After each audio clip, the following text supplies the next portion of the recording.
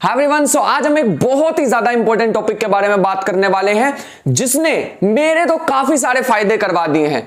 मतलब ऐसे random video मेरे को इस टॉपिक पर नहीं बनाना था कि हार्ड वर्क और स्मार्ट वर्क में क्या फर्क होता है, बट मैं तुम्हें बताता हूं कि पहले मुझे कैसे फायदा हुआ। सबसे पहले मैं वो क्लास में वो घिस्सू बच्चा नहीं था जो बैठ के पूरा दिन नोट्स बनाता रहता था और किताबें पढ़ता रहता था, वैसा कुछ नहीं है। जब मैं कॉलेज में था, एक हफ्ते पहले पढ़ के और अच्छी परसेंटेज, अच्छे से मेरा मतलब है 85% मेरे थे और एक सेमेस्टर में 91% भी आए थे। एक हफ्ते पहले पढ़ के, यू वोंट बिलीव, बट ये सच है।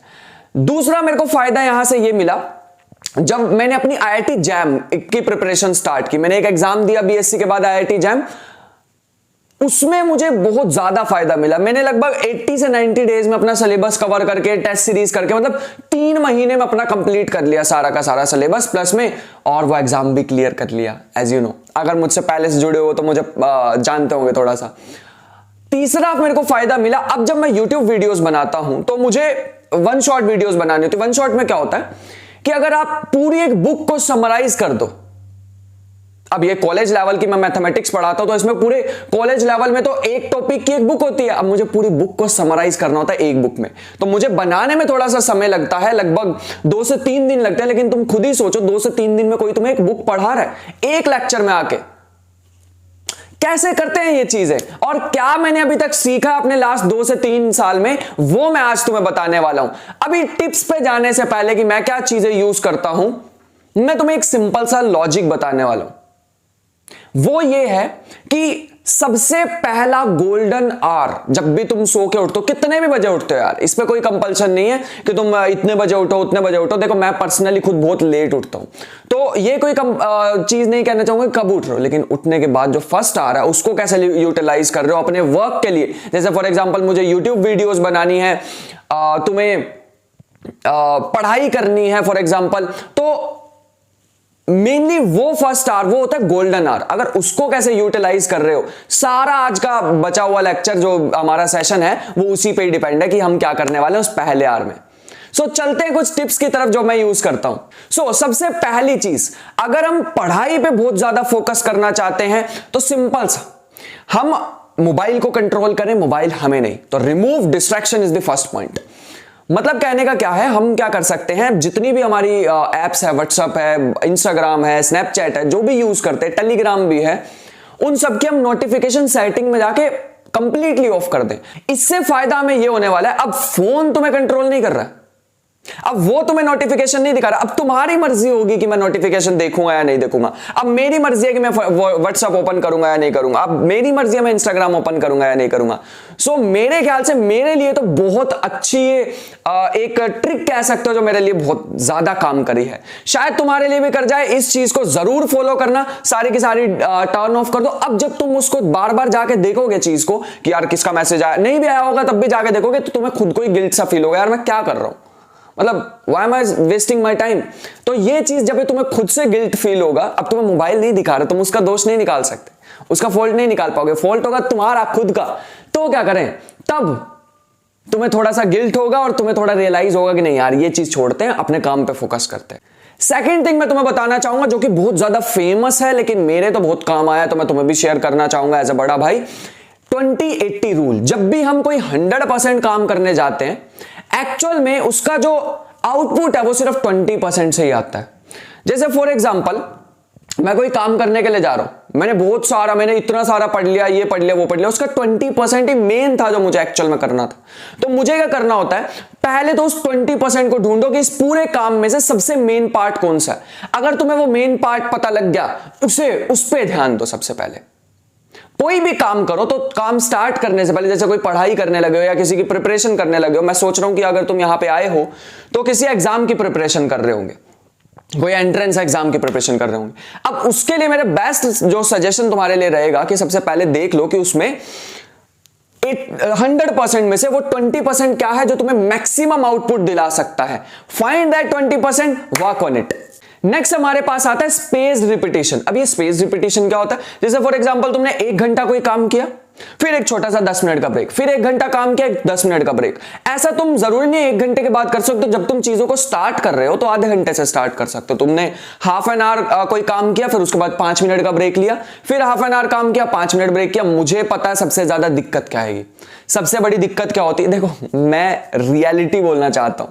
अब हम आधे घंटे बाद जब ब्रेक लेंगे 5 मिनट का, फॉर एग्जांपल हमने स्क्रॉल करना स्टार्ट कर दिया, अब वो 5 मिनट का 1 घंटा बन जाएगा, हमें नहीं पता लगेगा।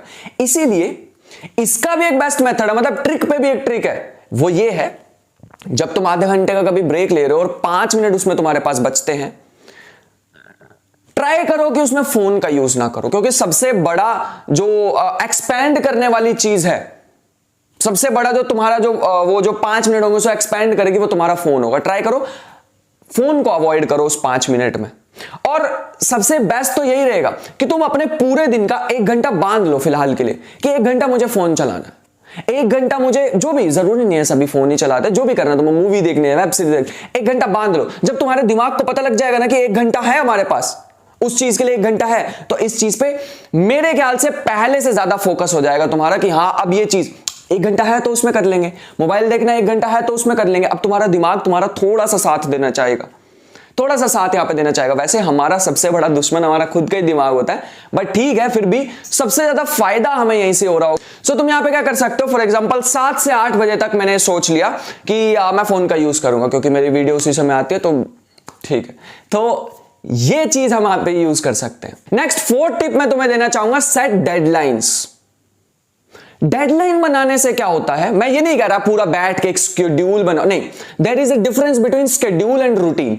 रूटीन मेरे ख्याल से ज्यादा बेनिफिशियल होती है एज कंपेयर टू शेड्यूल। सुबह रात को बैठ के एक शेड्यूल बनाया, अगले दिन उसे फॉलो कर रहे हो, वो थोड़े ही दिन चलती है यार, वो जोश सा जो होता है ना, वो कुछ दिन ही चलता, ज्यादा दिन नहीं चलता वो। तो क्या करें भैया, इसका सॉल्यूशन क्या है, डेडलाइन सेट कर दो, छोटे छोटे टारगेट लो।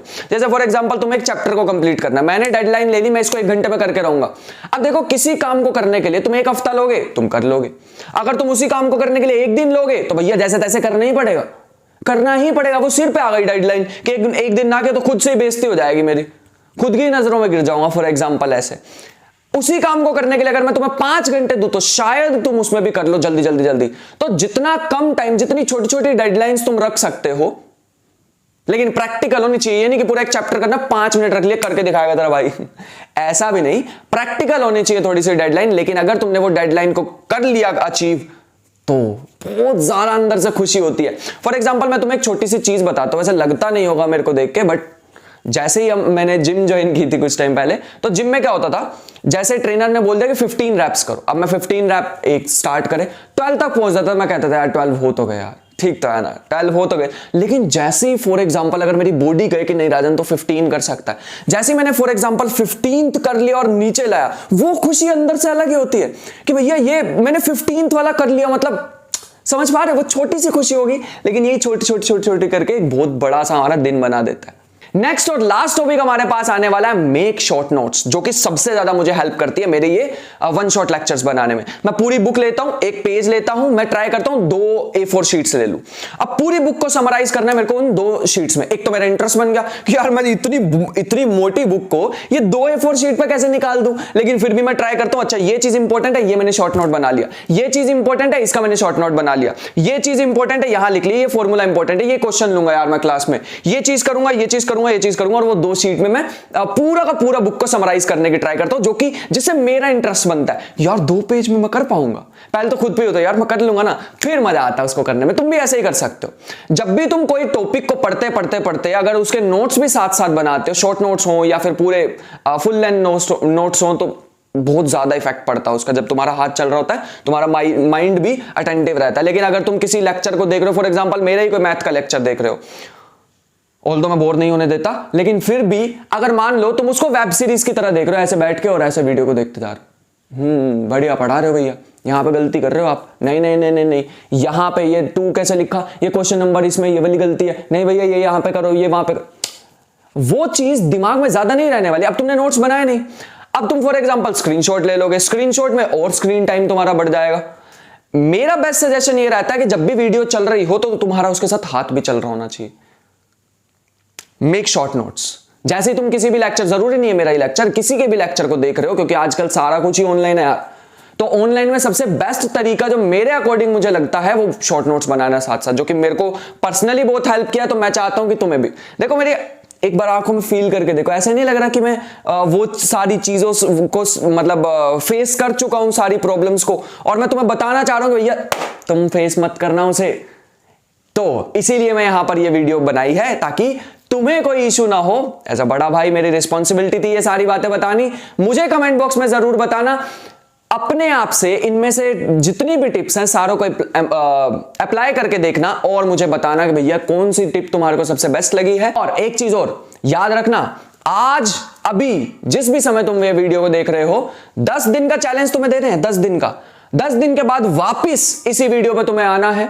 10 डेज आज से, डेट को मार्क कर लेना कहीं पे। 10 डेज के बाद दोबारा तुम्हें यहां पे आना है और बताना है कि तुम्हें कितनी ज्यादा इफेक्टिव लगी है ये चीज, और तुम कितनी ज्यादा अप्लाई कर पाए हो अपनी रियल लाइफ में से, और कितना ज्यादा फायदा हो रहा है। तो वो सारा कुछ मुझे आके कमेंट बॉक्स में इसी में बताना है। सो अपना जो भी सजेशन हो तो तुम कमेंट बॉक्स में लिख सकते हो, मैं जरूर उसको रिप्लाई करने की ट्राई करूंगा। मिलते हैं नेक्स्ट सेशन में। मेरे ख्याल से आज का सेशन तुम्हारे लिए बहुत यूजफुल होगा। मिलते हैं नेक्स्ट किसी ऐसे ही सेशन में, तब तक के लिए अपना ख्याल रखें, मेहनत करते रहिए इतनी ढेर सारी। मिलते हैं नेक्स्ट सेशन में, तब तक के लिए बाय बाय।